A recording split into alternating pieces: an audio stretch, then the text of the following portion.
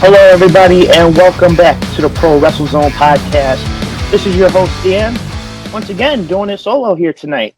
But tonight, I have a very special guest. Former seven-time NWA World Tag Team Champion and one half of probably one of my favorite tag teams in TNA growing up. America's Most Wanted, ladies and gentlemen, Wildcat Chris Harris. How you doing today, my man? Great, man. Thank you for having me. Hey, listen, I just wanted to thank you. I just wanted to thank your wife for setting this all up, making this all possible. Yeah, and we're about to kick ass here tonight. But before we get started here, I just want to thank the viewers, want to thank everybody who's been listening to the Pro Wrestle Zone podcast, whether it's stream, watching us on Facebook. Had a very busy week this past weekend as we had two very special guests, one being former WWE superstar James Ellsworth, and also former WWE superstar and current Impact wrestler Heath Slater. We got a great reception over that, and I'm telling you, 2021 is going to be the year for the Pro Wrestle Zone podcast.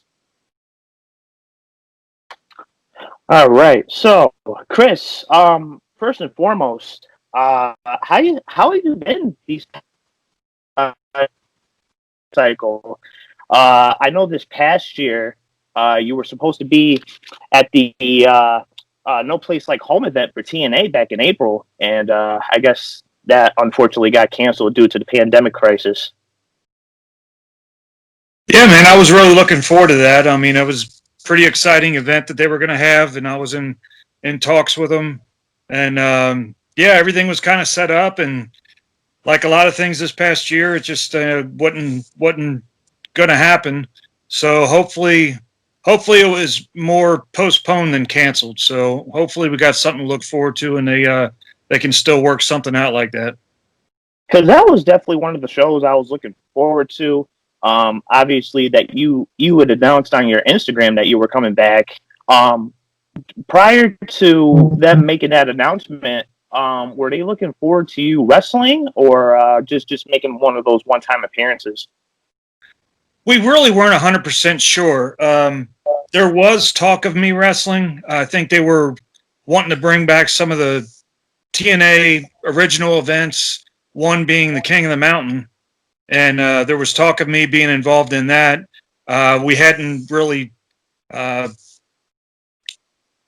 to any kind of conclusion on that. I'm not even sure if I had whether or not I wanted to get back in the ring or not. But in some form capacity, I was going to be part of the event. I was looking forward to seeing everybody, and they were bringing back several names to the promotion. So yeah, I was looking at, no matter what I was doing, I was looking forward to it. So hopefully there's something coming up in the future with TNA event.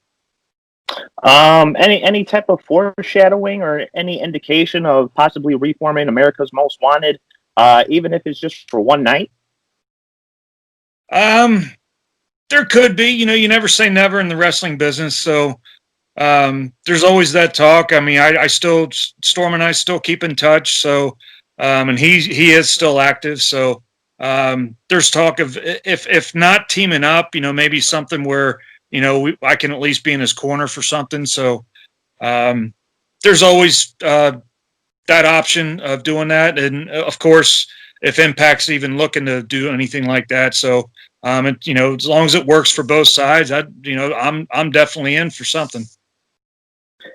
Yeah, I mean that would definitely be awesome, especially the history that you and Storm have shared within the past 20 to 25 years in the business. I'm assuming that you guys broke in together.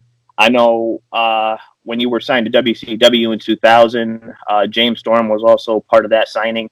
So I know you guys kicked ass too in the independent scene prior to you guys getting signed. Yeah, we didn't come up together really. We met in '99. WCW was 2000, and then we did a lot. A lot of the indies for a couple years until TNA started. So, yeah, man, he broke in maybe, I don't know, a couple years after me. But then once I started working in Nashville, I hooked up with him. We became good friends, and that just kind of snowballed into the TNA.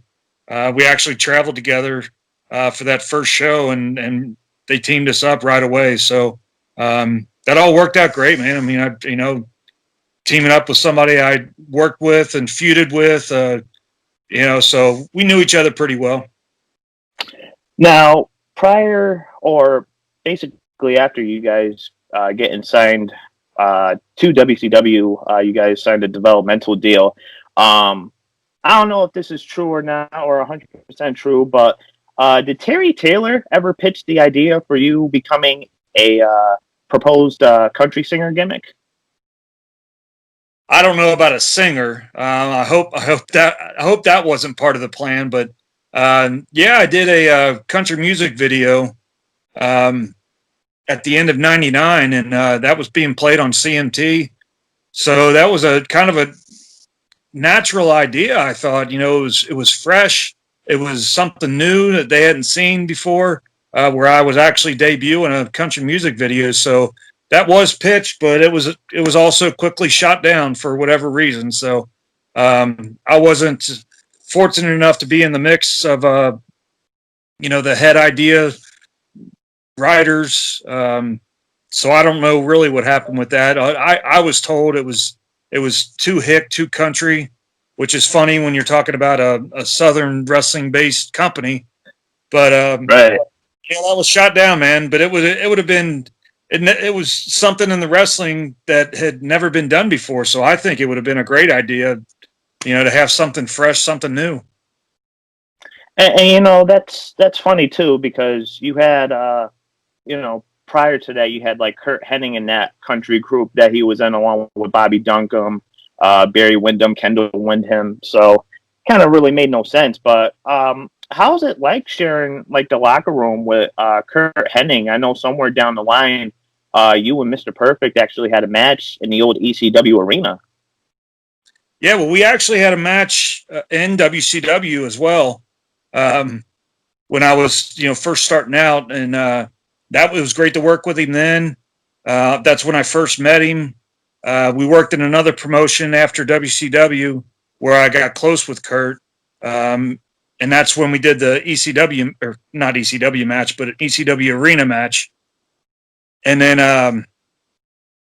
yeah, like I said, I got close with him then. We reunited in TNA, hung out even more so. It was great because Kurt was one of those guys that he was one of those guys that I had watched growing up and got to be close with and got to learn from. So he was one of the best, man.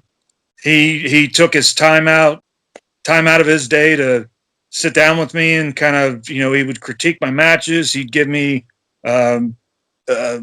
wrestling etiquette. It was just the best. We lost him way too soon. And was there anything specific while practically being under Kurt Hennig's wing? Was there anything that he taught you down the line that you carried on with you, whether it was like mental advice, physical advice in the ring? A couple things that come to mind, and this may be far-fetched from what you're asking, but he would always tell me to once in a while, it didn't have to be every event, but dress up once in a while. Maybe come, and I've done that. So I've done that still since then. Maybe a nice coat, collar shirt and a coat. Just show presentable professionalism. And he said you don't have to overdo it, but maybe show up like that once in a while. I've actually tried to spread that onto some of the other guys, to tell them, you don't have to always show up in sweats and a t-shirt. Of course, we want to be comfortable, but especially when you're traveling. But just stand out in the crowd once in a while. He also told me in promos, it kind of became a common thing to maybe throw out a curse word here and there. I was guilty of it. I know a lot of guys have. And he said, you don't have to, you can get your point across without doing that. Since everybody was doing it, probably, a lot of the Austin kind of stuff. And I guess a lot of guys wanted to copy what was working. But he said, he was one of those guys that could get the point across without doing that. So these are little things. Like I said, I don't know if those are what you meant, but those are kind of things that have stayed with me that um, that I've tried to pass on to other guys. And of course, like I said, critiquing in the ring and things like that. But I don't have the best memory, but for some reason I remember things like that, and it was kind of cool to know that that's. I remember sitting down with him one on one and him telling me things like that. Right. And I kind of find that so unfortunate. Kurt Hennig died at such a young age, and practically coming back home to WWF a year prior to his death, trying to make an impact and just letting everybody know that he still got it. Um, the way I see it, the way I think of death, especially when it comes to like Kurt Hennig, you know, I say, like the saying, you die two times. Once when you're physically gone, and once when they stop talking about you. So the day I think they stop talking about Kurt Hennig, um, it'd be unfortunate because I think Kurt Hennig was probably one of the most influential wrestlers, especially on wrestlers today. Um, just to backtrack here a little bit, going back to your days in WCW, what was the atmosphere like during like those final months? And were you guys aware of WWE making the purchase? I think the guys on my level we weren't aware because for the big shows like Nitro and Thunder, we did more security, um, and then their Saturday night show, and there was another one too. I can't. WCW Saturday night, and damn, there was another one too where that's where we would get our exposure wrestling. But no, I think the top guys either they had heard or they asked because they were top guys. Maybe they saw the writing on the wall. We didn't. But we were being brought in every week, being used, and we took advantage of the matches, got great experience, and then of course, we were shown on Nitro, Thunder, doing the security, and that was okay at the time. Of course, we guys like me, I can't speak for the other guys. I mean, guys like me, I mean, I looked at it as a a step where I was hopefully going to be used at some point. But we'll never know. That was the year 2000. We were used that year, and then by the beginning of 2001, I think they had since they were trying to cut costs wherever. That's where were stopped being brought in, and I think that was probably had to be the very beginning. So I'd say January, February, and then I think the company was done in April. So to answer your question, though, no, I didn't really know. Once they stopped bringing us in, I mean, you kind of hear rumblings throughout the locker room of something's going on. Didn't really know what.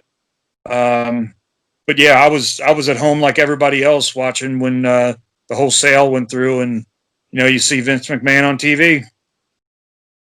Right. And it must have been a crazy experience too, especially for the guys in the back to see Shane McMahon going through the back and making his way into the ring to address the WCW crowd. Were there any indications from anybody in the back, like, hey, this is somebody that we might want to sign? Was there any intention of you making the jump to WWE right away? I don't think so. I think the top guys had such good deals that they were going to sit on their ass until the remainder of their contract. I think the mid carders, the guys that they were looking at to bring in, and then guys like us. I mean, I don't think they even thought of anything like that. Um, if there was anybody on my level or above that they were looking at, it was more of like maybe the power plant guys, because they had started using them a little bit. But even those guys, they sent to a developmental territory to work on. And so no, I think guys on my level. I mean, it was just we just got cut off, at the time, and No, there was no. I think at one point I'm in the Cincinnati area, and when they were brought in, I was brought in for I don't even know if it was a dark match or what, but I did a 6-man tag. Um, but there was never any talk really of. I mean, there was so much talent, um, one place to go. Uh, so man, I mean, I think it was just real unfortunate for a lot of guys in the business. You know, when there's one place to work and so much talent, you know, there was a lot of guys that were kind of, you know, had the rug jerked out from underneath them, and a lot of talent, nowhere to go. And you know what? I kind of find that unfortunate. I mean, ultimately you would end up later making your way towards WWE in 2008 when you ended up getting signed. Who was it that made you the deal to come to WWE, or was it one of those things where you called Stanford and asked to talk to one of the guys about a potential deal? About when I went in 2008, Yes. um, yeah, I think before my last contract with TNA, I think there was talk of bringing Storm and I in, but we were happy with TNA, so we decided to stay, signed another deal, and then at the end of that deal, there just wasn't a whole lot going on for me. I was, I loved TNA. I mean, I could have stayed, um, but there was nothing really going on with me. They had started to bring in some other names and pushing guys like that, and kind of it just felt like they were keeping some of the guys that they were the young talent that they were trying to bring up. It seemed like that they were being pushed back down. To top all that off, the contract they offered me was less money. Um, so I felt like the timing's everything, and with my contract being up, offered less money, there wasn't anything really going on at the time.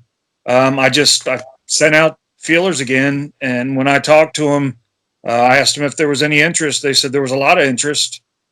Um, Looking back on it, who's to say if they had any plans or not? You know, judging from what they did, they obviously had no plans. Um, so just kind of the opportunity was there, and I was trying to decide what was best for me.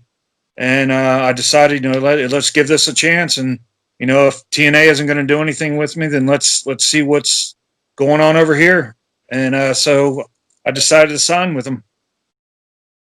And you know what? I just find it so unfortunate because you ended up getting signed back in January, and not long after that, you were released sometime around August. And you weren't there for a long period of time. I think you had like one dark match with Shelton Benjamin on ECW. One question that really stands out: why the transition from changing your name, or them changing your name from Chris Harris to Brayden Walker?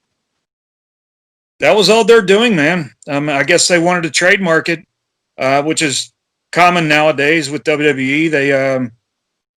Chris Harris is my real name, so they couldn't own it.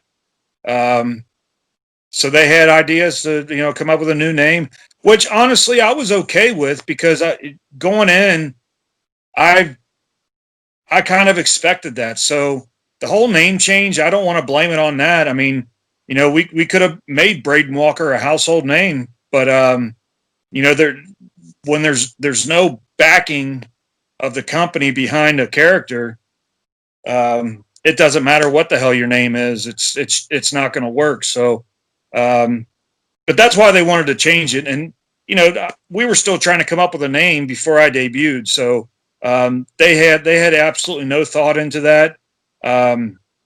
They came to me with a bunch of names, and we kind of kicked back a few things.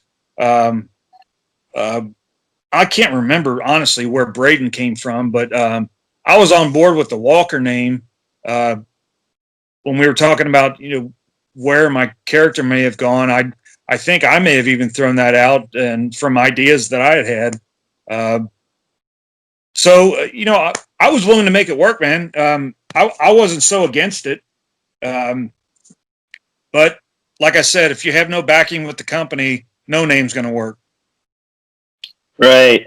And I was so excited to see you. They had that backstage segment with Armando Estrada, and then they had Teddy Long, and then all of a sudden I see you come up behind, and I was like, oh shit, that's Chris Harris from TNA. So I was so excited to see you. But one thing, I'm sure you get this a lot. I'm going to be the other guy that asks you about this, but the knock knock promo.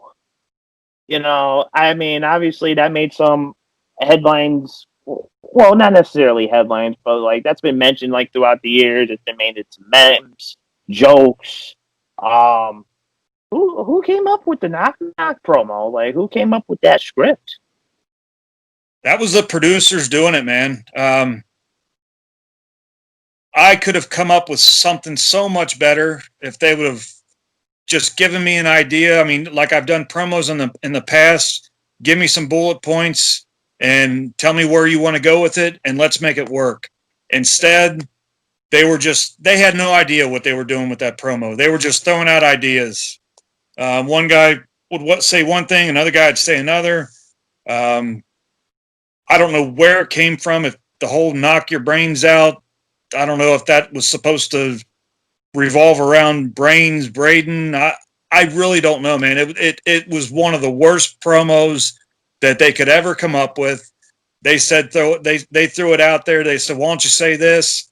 I was trying to be the yes man, I guess, at the time. Come in, knock knock. I'm gonna knock your brains out. Horrible, horrible idea. They told me to say it. I said it.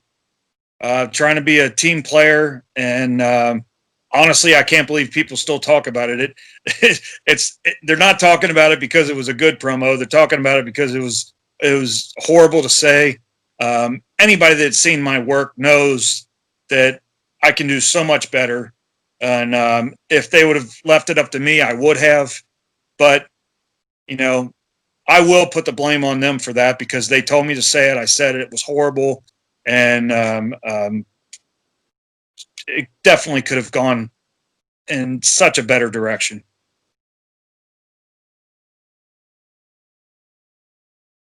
Because when I think of you in WWE, that's the one thing that just comes to mind is the damn knock knock joke. I'm like, oh man. But anyway, I want to do a little bit of backtracking here. I want to talk about your roots, sort of say. So, you were born Cincinnati, Ohio. Is that correct? Actually, believe it or not, I was born in the state of Washington. Um, I've grown up in Cincinnati. My family was in actually the Kentucky side, but yeah, my family is here. But I was born in Washington State at a naval base because my dad was in the Navy. So, um, little trivia there. Yeah, I was born there, but my family came right back here, and that's where I was raised. Now, Oh, you're being born in Washington. Oh, okay. I see me think we're now? good. Yeah. Okay. So, now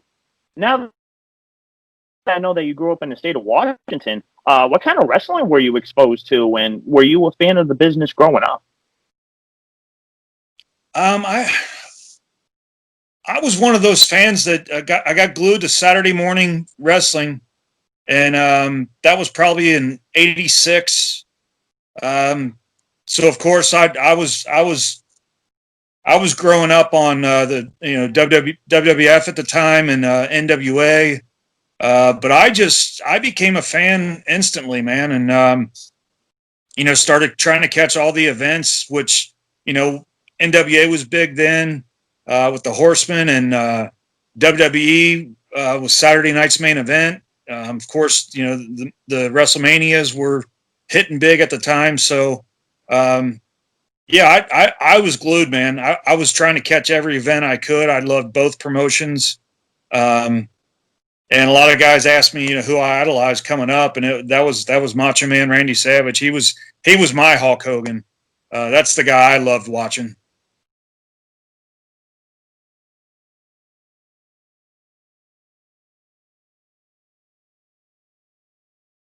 Froze up again.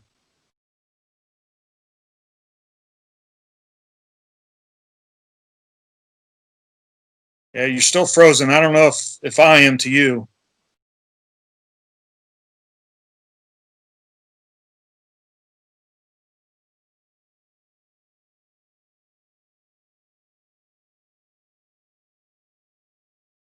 I don't know, man. Chris. You just broke out of it, but still freezing. But I'll be right there.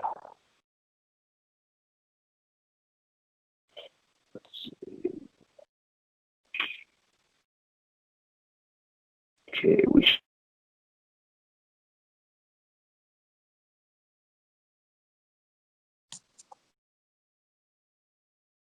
you there, Chris?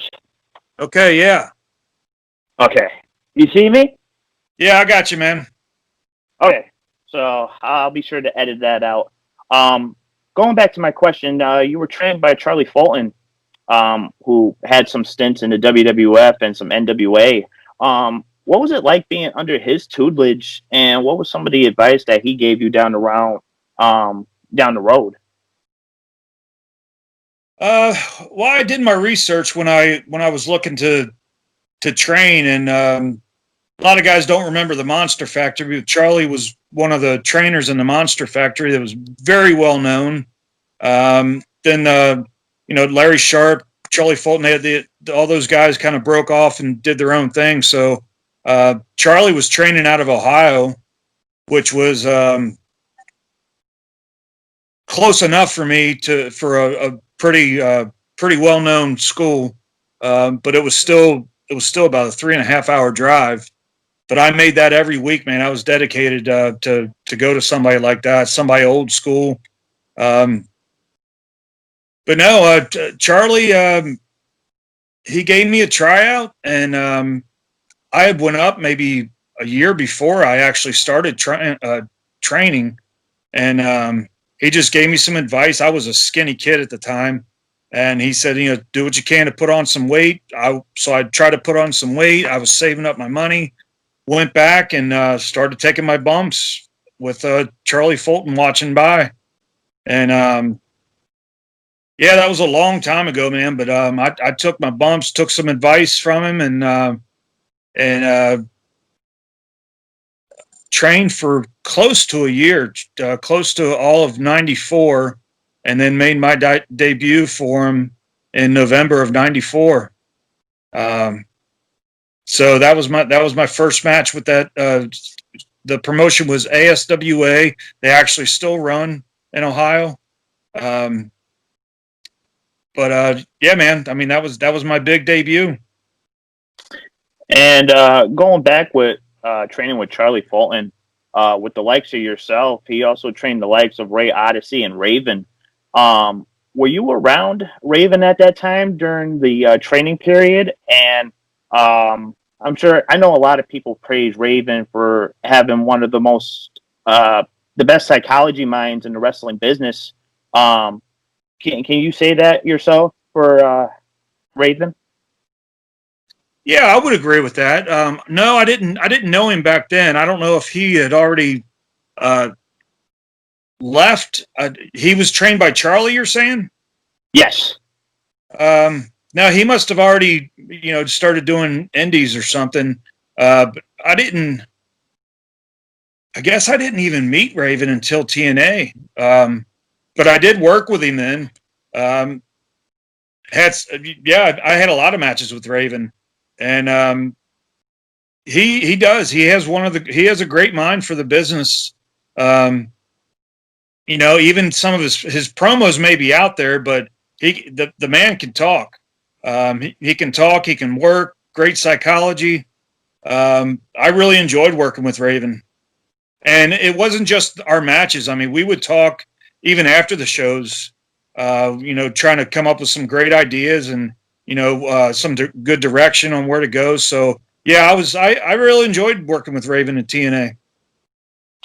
And leading up to TNA, once TNA started in 2002, you ended up having a tryout match with James Storm, which both of you did receive contracts. Who came up to you when TNA first started? Um, well, Storm and I had known Jeff from WCW, so we were already tight with him, and Storm may have even known him just from the Nashville roots. Uh, but they had several people there in the start of the company for TNA at the, I guess you can call it a tryout show. It was for Burt Prentice in Nashville, Tennessee, for his promotion. I know they were testing the commentary team, kind of doing a talent scout. Uh, but I have to not only Jeff but Bob Ryder, who doesn't get enough recognition behind the scenes. He was doing a lot of the paperwork for contracts. He was the one that we got the call from. But I remember that night uh, after Storm and I's match, Jeff, like I said, I think he was looking at us because he had known us from WCW. But I remember getting a wink from Jeff, and he said, "We'll be in touch." And within days, Bob Ryder called us and offered us contracts. That was just they were probably nightly contracts at the time, but I don't think they knew what to do with us, but they knew they wanted to sign us and do something from there. And talking about Bob Ryder, unfortunately, Bob Ryder did pass away just a couple months ago. But Bob Ryder was also the guy responsible of putting you and James Storm together as America's Most Wanted.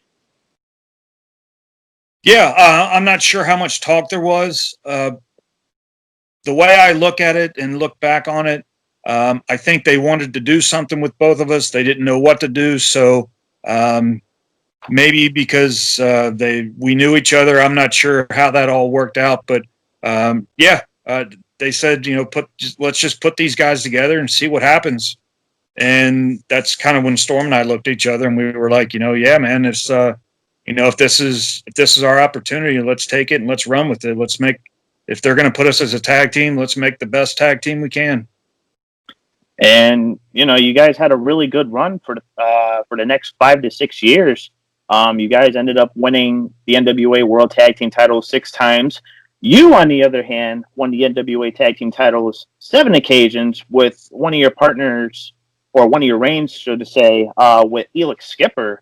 Which, talking about Elix Skipper, that 6-sided steel match between Triple X and America's Most Wanted is, would you say that match is what practically solidified your name, breaching out as a tag team, and one of the best matches of TNA history? I'd like to think so. I think we were already, putting our name on the map. We had some really good matches with the New Church. I don't know if you remember them or not. Simon Diamond and Johnny Swinger had come in. We were having really good matches with them. Then our feud with Triple X, that was doing great. And then, to solidify it, we had the first. No,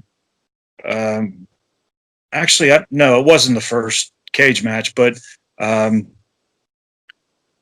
they had put Triple X and us together for a cage match, and we just, you put 4 good bodies in there, good minds, and that's what we came up with, and it definitely put us on the map, man, and solidified us as one of the better tag teams in the business at the time. TNA recognized us as Tag Team of the Year that year. I think even Pro Wrestling Illustrated gave us Tag Team of the Year. So yeah, man, it was a great year for us. We were very excited about all this and where we could go. And TNA was just, it was exploding at the time. So it was great, man. It was a great time. Great year for Storm and I, and just looking forward to the future. And during the early courses of TNA, there was one occasion where they did tease a split between you and James Storm. um, in which Vince Russo actually offered you to be a part of the Sports Entertainment Extreme faction. Now, here's my question. Now, this is probably one question that you probably never received before, but a lot of people tend to point the finger at Russo for being responsible for WCW closing its doors and being bought out by the competition. Um, when Russo arrived in TNA, was there guys who reminisced, but not only reminisced, but feared that Russo would bring that same atmosphere in regards to bringing another company downhill? Oh, sure, man. I mean, after WCW, you start pointing the fingers at everybody, and of course, Russo was one of those guys that they pointed the fingers at. So, but him and Jeff had a really good working relationship. Uh, so he was brought in and used some ideas. I think they clashed a little bit at first because Jeff and his father Jerry were running the company, and Jerry wanted to go more of an old school approach. Vince, of course, is the new generation kind of thing. So, yeah, a lot of people were worried about that. I mean, is it gonna can it take off? Is it gonna go downhill? Um, we were all still wondering about that, but Vince came in and had this idea with the whole SEX Sports Entertainment Extreme thing, and you know, I was we were all okay with everything. Just let's see where it can go. Um, Now, when it comes to the idea of splitting us up, you gotta remember. I mean, we were still doing a lot of things in TNA, and we were making a name for ourselves, but we were still the young guys. We were still supposed to kind of do what you're told, kind of thing. And but that's one of the things. Now I get along with great with Vince. I love Vince. He did a lot of good things for me and for us. Uh, but that was one of the things that we were not crazy about. Vince is one of those guys that you got something going good with a tag team. He kind of has the idea of maybe it's time to split them off and kind of see where they go on their own. We thought that was too soon.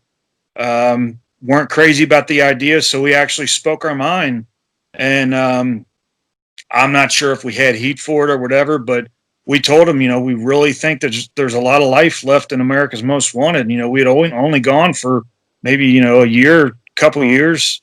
And so we kind of brought it up to him, like, let's see where we can go with this. We really, we're of course going to do whatever we're told, but there's still something we can do with this. So, let's see where we can go. And so I think it became a tease of a split. Of course, we didn't. We kind of kept going in the direction. So, thank God they let us go a little bit further because we had, we still had a few more good years running with America's Most Wanted. And unfortunately, you guys would split by the end of 2006.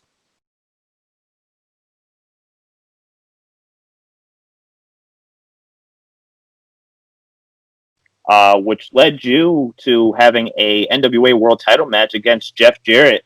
Now, was that something that TNA was pushing to do, as pushing both you guys as singles competitors on the same level? They may have already had some ideas with me. Storm actually had gotten hurt; he had a shoulder injury. Um, so that kind of opened the door where we could do some singles. And Jeff, of course, was always looking for challengers. Um, Vince was a big supporter of me, so it was just kind of timing was good, natural fit. Jeff and I got along, loved to work with each other. Storm was on the shelf, so it was a good timing, good interaction, and they gave me a little push there where I became a number one contender for the NWA title, and that was great for my career. Gave a whole new challenge for Jeff. I had the people with me. Jeff was hated. everything felt good at the time, and everything went well. I thought there was talk of actually maybe doing a title switch. Somewhere it got changed, and we didn't. And then I think right after that is when we started going to Fox Sports, and they wanted all the right players in the right place. And so they wanted Jeff as the world champion. They wanted AJ back in the X division, and then they put us back in the tag team. So everything looked good for when we went on Fox Sports. But no, man, that was one of my best times, doing that, working for the number one contender. And Vince was pushing me both on camera and behind the scenes. So I loved it, man. It was one of my favorite times in the business.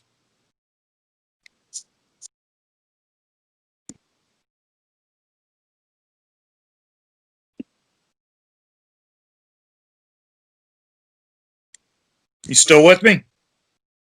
Yep, I still got you. So going into 2007, you were branched off as a singles competitor. You started having a series with matches with James Storm after him assaulting you with the beer bottle, having you go blind in one eye.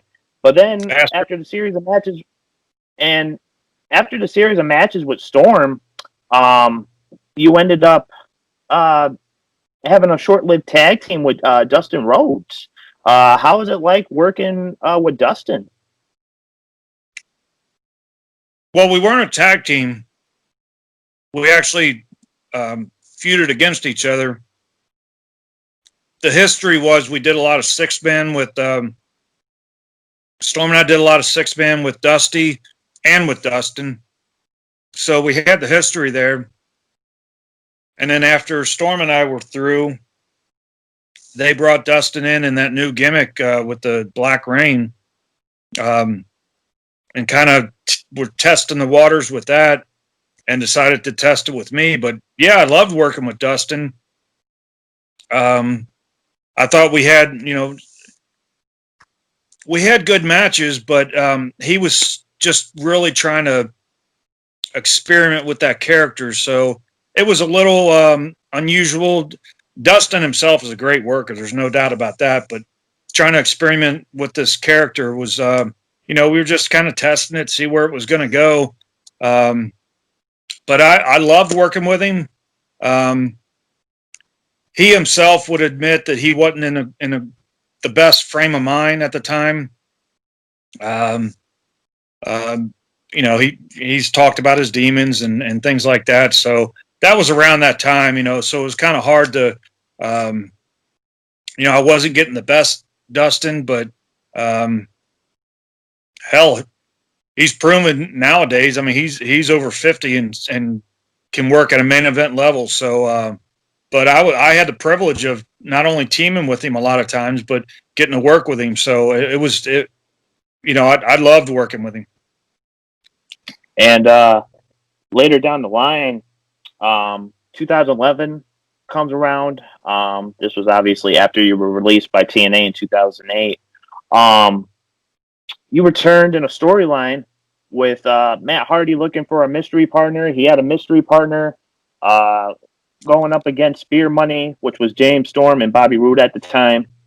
And everybody's assuming, hey, it's going to be Jeff. Just bring Jeff out. Hardy Boys versus Beer Money. It's obvious. But then, obviously, going in it, the backstory came into effect. We heard your theme, and here comes Chris Harris. Whose idea was it to bring you back to TNA in 2011? I think it was a Vince idea. I can't remember exactly everybody that was behind the scenes then. I know Bischoff was still there. I'm sure Hogan had a lot of say into it, but I didn't really have a whole lot of history with Hogan and Bischoff. So I have to really think that it was more towards Vince Russo bringing me in. And I loved how it was a surprise. Everybody did think it was Jeff and it was me. And I know I think we could have really gone somewhere with it. In fact, I mean, I was I was told there was, there was some ideas months down the line of doing this, and maybe eventually even, Bobby being on the shelf and putting Storm and I back together. But it never came to be for whatever reason. I was never really told anything concrete why it didn't happen, um, but yeah, man. I mean, I worked some house shows with him, and then we did the pay-per-view where it was Matt and I against Bobby and Storm, and I loved that time. I was really looking forward to maybe working some more with him, but it just went in a different direction, as they say in the wrestling business. And during your brief stint in TNA, your comeback to TNA, you only made 3 appearances.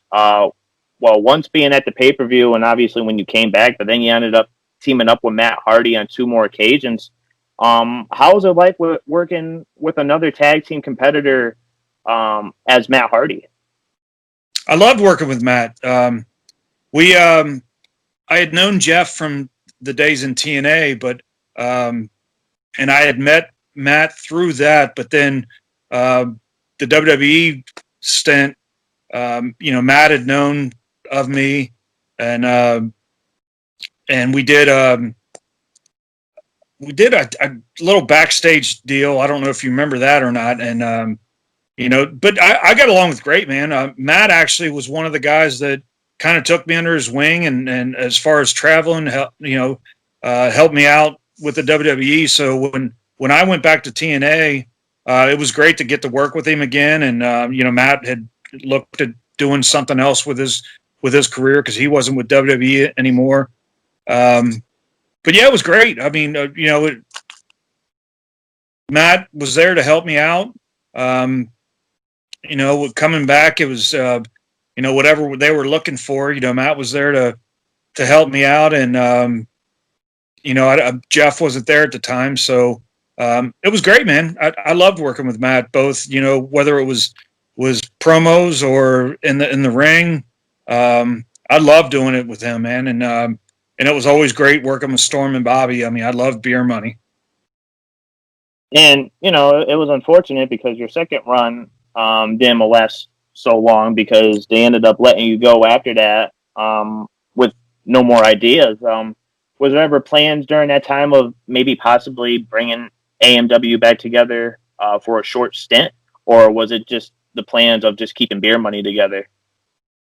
No, I think there was plans of doing something with Storm and I. Like I said, the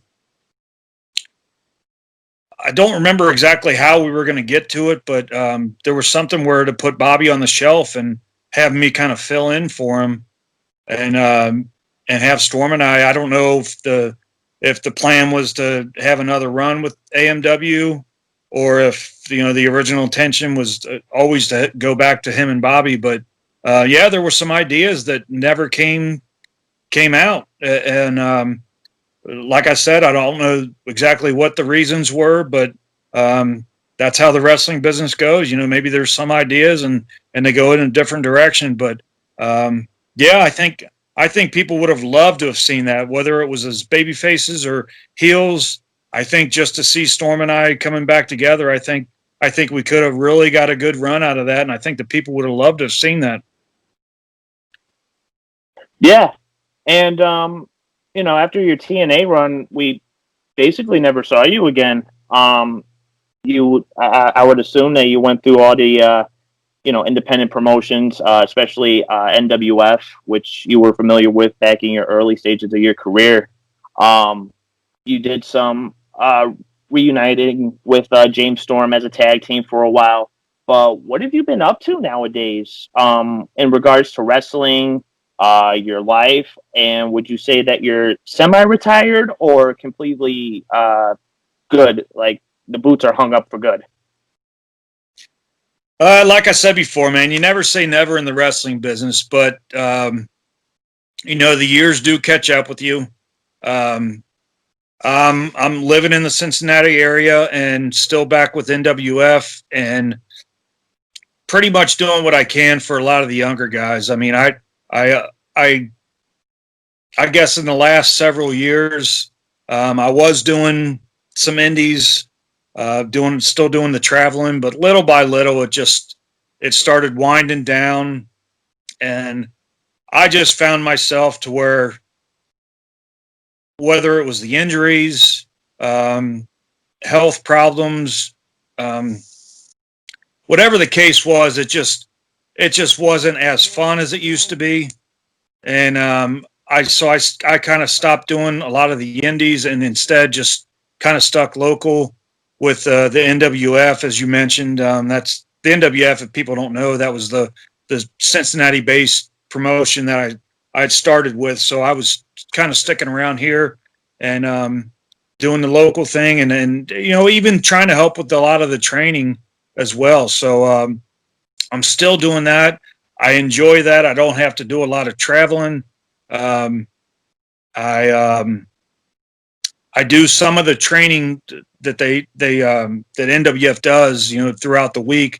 So I still try to keep in touch with. I still do the shows when they were running. I think a lot of the promotions are dealing with that now, but yeah, I mean, I'm still part of the NWF, and back in hell, I don't know if it was December or November now, but they inducted me into the NWF Hall of Fame.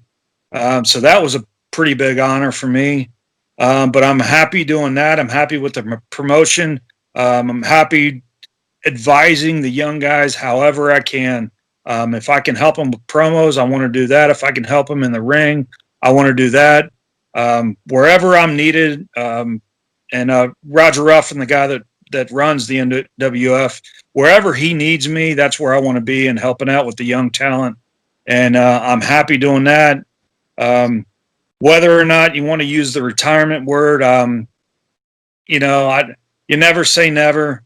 I still keep in contact with Impact Wrestling. So like we talked about earlier in the night, if there's a TNA event, I'd love to be part of that.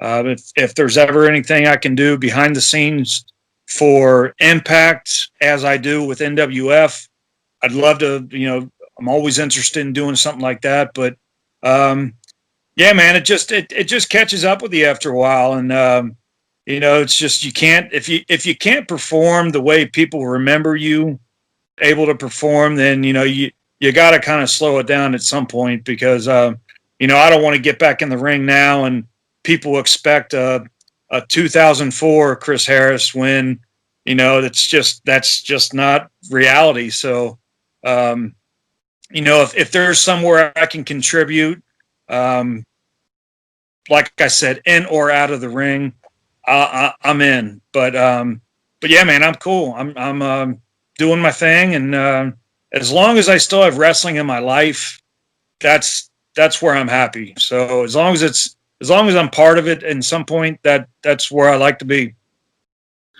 All right, Chris. I just want to thank you for being a part of the Pro Wrestle Zone podcast. We're gonna wrap things up here.